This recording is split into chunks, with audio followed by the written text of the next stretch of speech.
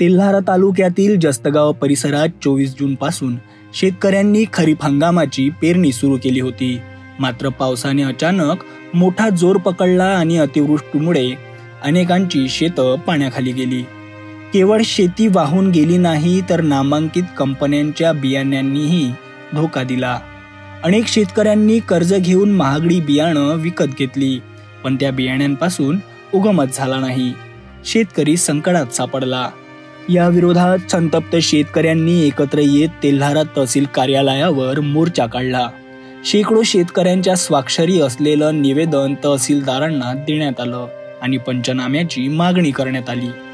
यामध्ये बियाण्याच्या दर्जावरही संशय व्यक्त करण्यात आला असून नुकसान भरपाईची जोरदार मागणी शेतकऱ्यांनी केली आहे. शेतकरी वर्ग आहोत. मी अमोल गवंदार दस्तगावातील रहिवासी असून तसेच हे सर्व दस्तगावातील सर्व शेतकरी वर्ग आहे. गेल्या 24 तारखेपासून आमच्या गावामध्ये पेरणीला सुरुवात आम्ही केली होती. मात्र पेरणी झाल्यानंतर काही नामांकित कंपन्यांची बियाणे जे काहीही निघालं नाही आहे त्याची चौकशी व्हावी. त्या बियाण्यांचे जे चेक करावे की ते बियाणं खरोखर खराब आहे का डुप्लिकेट आहे का. त्याच्यानंतर जे बियाणं आमचे निघाले होते, जे आम्ही जनरल काही पेरले होते, ते बियाणे चांगल्या प्रकारे निघण्यास सुरुवात झाली होती.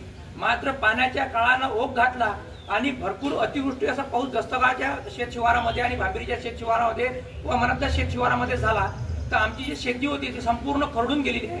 तर माननीय तहसीलदार साहेबांना अशी विनंती करतो आम्ही की आपण सर्व आपले जे अधिकारी आहेत, आपले जे सह अधिकारी महसूल अधिकारी आहेत, त्यांना तुम्ही आदेश द्यावा व आमच्या शेतीचे खरडून गेले शेतीचे व जे बियाणं निघालं नाही आहे त्या शेतीचे पंचनामे करावे अशी आपल्या विनंती आहे.